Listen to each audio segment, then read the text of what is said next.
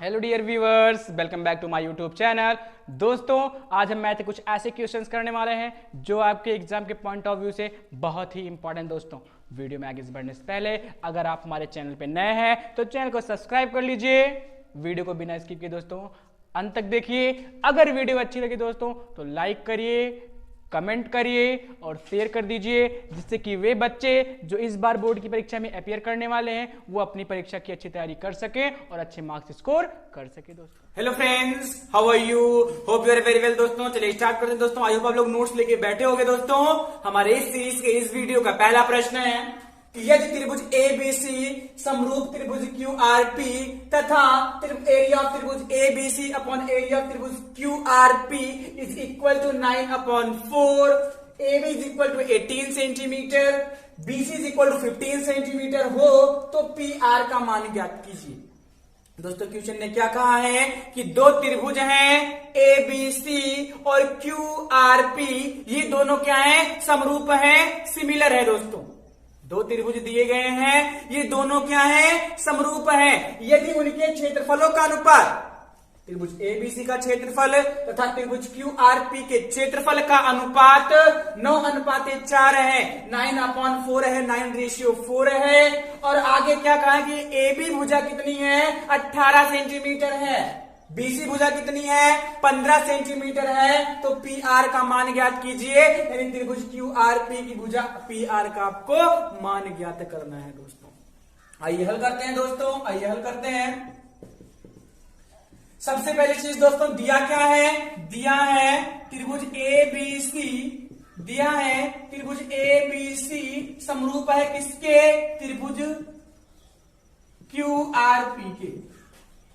दिया है दोस्तों, त्रिभुज ABC समरूप है त्रिभुज QRP के। ये सिमिलर है। सिमिलर का मतलब क्या होता है दोस्तों? समरूप का मतलब क्या होता है? दो त्रिभुज तब समरूप होते हैं जब उन त्रिभुजों के संगत कोण तथा संगत भुजाएं एक ही अनुपात में हों। आई होप आपको समझ में आ रहा होगा। एक बार फिर सुनिए कि दो त्रिभुज समरूप होते हैं कब? जब उनके संगत कोण तथा संगत भुजाएं समान अनुपात में हो, कोण बराबर हो। पहले त्रिभुज के तीनों कोण या दो कोण की बात कर ले, संगत कोण, कोई दो कोण अगर बराबर हो गए तो तीसरा ऑटोमेटिक बराबर हो जाएगा। यानी तीनों कोण, पहले त्रिभुज के तीनों कोण दूसरे त्रिभुज के तीनों कोण के बराबर हैं तथा इनकी संगत भुजाएं समान अनुपात में है दोस्तों, तो दोनों त्रिभुज क्या होते हैं? समरूप होते हैं। जी बिल्कुल, दोनों त्रिभुज क्या होते हैं? समरूप होते हैं। यहां क्या दिया है कि त्रिभुज ABC समरूप है किसके? त्रिभुज QRP के। अर्थात यहां पे क्या होगा? ये क्या होगा दोस्तों? इसका मतलब समझ लीजिए, ये दोनों त्रिभुज समरूप हैं, अर्थात कोण A किसके बराबर होगा? कोण Q के। कोण B किसके बराबर होगा? कोण R के। कोण C किसके बराबर होगा? कोण P के। दोस्तों, समझ में आ रहा है? ये कंडीशन है कि दो त्रिभुज तभी समरूप होंगे जब उनके संगत कोण और संगत भुजाएं समान अनुपात में हो, कोण बराबर हो और संगत भुजाएं समान अनुपात में हो। यानी कि AB upon QR is equal to BC upon RP is equal to AC upon QR रहा होगा। तब जाके ये दोनों त्रिभुज क्या होंगे? समरूप होंगे। दोस्तों, आई होप आपको समझ में आया होगा।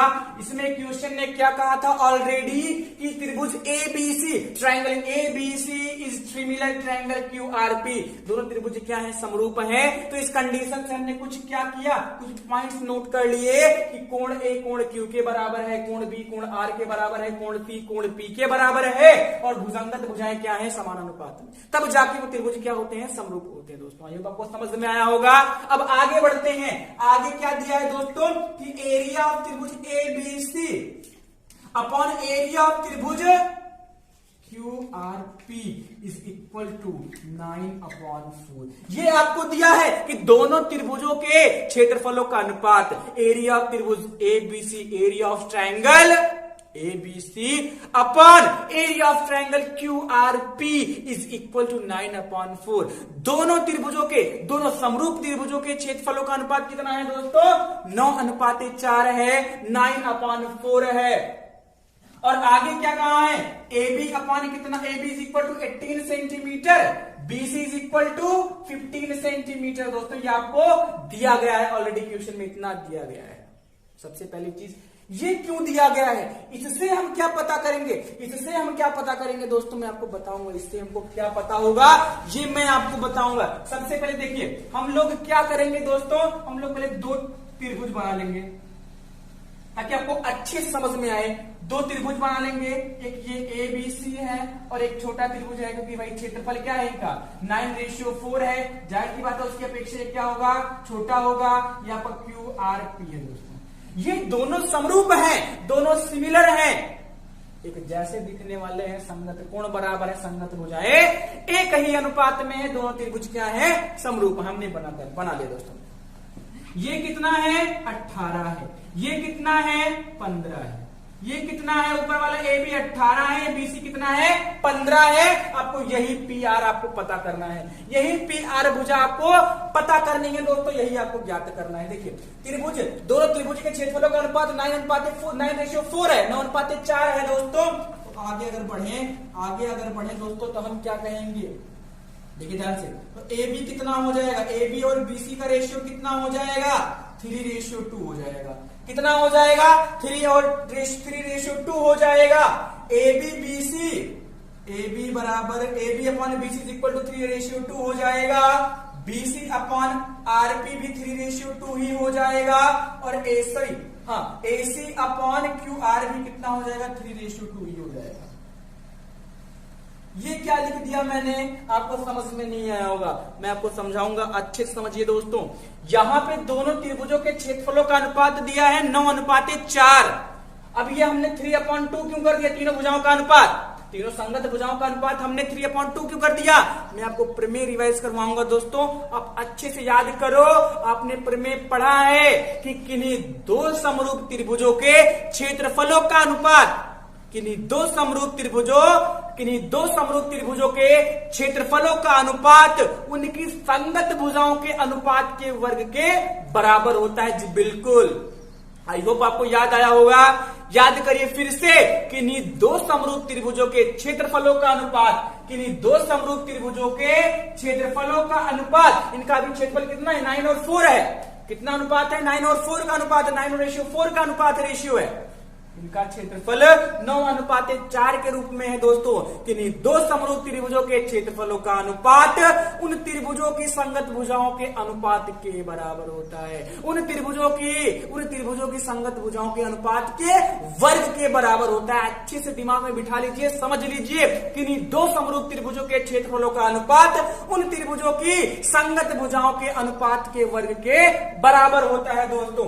एक मैं आपको थोड़ा अलग करके बताता हूं, 9/4 दिया है क्षेत्रफल का अनुपात, भुजा का अनुपात क्या, ए बी अपॉन अगर क्यू आर की बात कर ले तो इसका वर्ग। फिर ये दो समरूप त्रिभुजों के क्षेत्रफलों का अनुपात उनकी संगत भुजाओं के अनुपात के वर्ग के बराबर होता है। ये वर्ग इधर आएगा, अंडर रूट कर देगा तो 3/2 निकल आगे आ जाएगा। 9 का अंडर रूट 3 और 4 का अंडर 4 9 अंडर रूट 9 की वैल्यू कितनी हो जाएगी 3। 9 का अंडर रूट 3 होता है और 4 का अंडर रूट कितना होता है 2 होता है। तो भुजाएं किस अनुपात में है दोस्तों, 3 और 2 के अनुपात में है। 3 और 2 के अनुपात में है जी, बिल्कुल किस अनुपात में है, 3 और 2 के अनुपात में है दोस्तों। आई होप आपको समझ में आया होगा। इसलिए मैंने यहाँ पे ऑलरेडी लिखा है कि A B upon B C is equal to 3/2, B C upon P R is equal to 3/2, A C upon Q R is equal to 3/2। संगत भुजाएं किस अनुपात में होगी मेरे दोस्तों, 3/2 के अनुपात में होगी, 3:2 के रेशियो में होंगी दोस्तों। अगर क्षेत्रफल 9:4 के रेशियो में है तो संगत भुजाएं 3:2 के रेशियो में होंगे, 3/2 के अनुपात में होंगी दोस्तों। अब आई होप आपको सारी चीजें समझ में आ गई होंगी। ए बी कितना है 18, ए बी कितना है 18 है, ये 3 अनुपात में है तो इसकी संगत भुजा ए बी के साथ कौन संगत है, क्यू आर है, बीसी के साथ कौन संगत है, पी आर है, और एसी के साथ कौन संगत है, क्यूपी है। अगर हम देखें जरा ध्यान से तो ये सारी भुजाएं, पहले त्रिभुज ए बी सी की सारी भुजाएं कितने अनुपात में है? 3 अनुपात में है, 3 रेशियो में है। और पी क्यू आर की भुजाएं, क्यू पी आर की भुजाएं किस अनुपात में है? वो 2 के अनुपात में है। ये सारी भुजाएं 3 रेशियो में है और ये सारी भुजाएं किस रेशियो में होंगी? किस रेशियो में होंगी जी? बिल्कुल 2 रेशियो में होंगी। ये 3 रेशियो में है और ये 2 रेशियो में है। हमें कौन सा बताना है? हमें तो बताना है पी आर। चलिए देखते हैं दोस्तों, बीसी ये 3 रेशियो में है ना, तो 3 रेशियो का मतलब क्या हो गया दोस्तों? 3 अनुपात का मतलब हो गया 15। कितना दिया है देखिए ध्यान से, कितना दिया है? कितना अनुपात दिया है दोस्तों? 15 दिया है। 3 अनुपात का मतलब 15 दिया है। 3 रेशियो का मतलब 15। एक बार फिर समझिए, एरिया त्रिभुज एबीसी अपॉन एरिया त्रिभुज Q R P is equal to 9/4 था, तो उसकी संगत भुजाएं 3/2 के अनुपात में होंगी। संगत भुजाएं सारी भुजाएं A B upon Q R, BC upon R P, AC upon Q P, सब 3:2 के रेशियो में होंगी। ए बी दिया है 18, ये 3 रेशियो की वैल्यू है। बीसी दिया है 15, ये 3 रेशियो की वैल्यू है। आरपी कितना होगा? पी आर कितना होगा? ये आपको तब पता चलेगा जब आप 1 रेशियो की वैल्यू निकालोगे और 2 रेशियो से गुणा कर दोगे, तब आपको पी आर निकल आएगा दोस्तों। चलिए देखते हैं, बीसी हमको भाई नीचे वाली संगत भुजा ज्ञात करनी है। बीसी कितना दिया है? 15। 3 रेशियो की वैल्यू 15 दी गई है, तो 1 रेशियो की वैल्यू कितनी हो जाएगी दोस्तों? 5 हो जाएगी जी। बिल्कुल कितनी हो जाएगी? 5। 3 × 5 = 15। 3 रेशियो का मतलब 5, तो 1 रेशियो का मतलब 3 रेशियो का मतलब 15। 3 रेशियो का मतलब 15, तो 1 रेशियो का मतलब कितना हो गया? 5। पी आर भुजा कितना रेशियो है? पी आर भुजा कितना रेशियो है दोस्तों? जी बिल्कुल 2 रेशियो है। कितना रेशियो है? 2 रेशियो है। 2 रेशियो, 1 रेशियो की वैल्यू कितनी आई है? 5, तो 2 रेशियो की वैल्यू कितनी हो जाएगी? 10। कितनी हो जाएगी दोस्तों? 10 सेंटीमीटर। यानी दूसरे त्रिभुज की पी आर भुजा कितनी हो जाएगी? जी बिल्कुल 10 सेंटीमीटर हो जाएगी। कितनी हो जाएगी? 10 सेंटीमीटर। ऐसे ही आप क्यू आर को भी निकाल सकते हो, ऐसे ही आप क्यू आर को निकाल सकते हो। 3 रेशियो की वैल्यू है 18, तो 1 रेशियो की वैल्यू हो जाएगी 6। भाई 3 रेशियो की वैल्यू 18, तो 1 रेशियो की वैल्यू 6।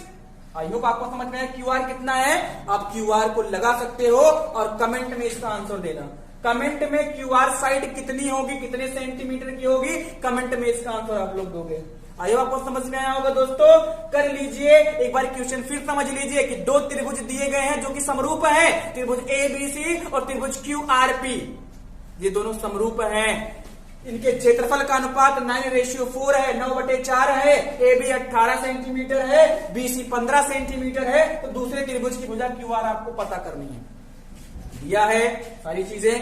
कौन सा क्लू मिलेगा कि संगत कोण बराबर होंगे, संगत भुजाएं समान अनुपात में होंगी, तब जाके वो त्रिभुज आपका क्या होगा? जी बिल्कुल समरूप होगा। क्या होगा? समरूप होगा।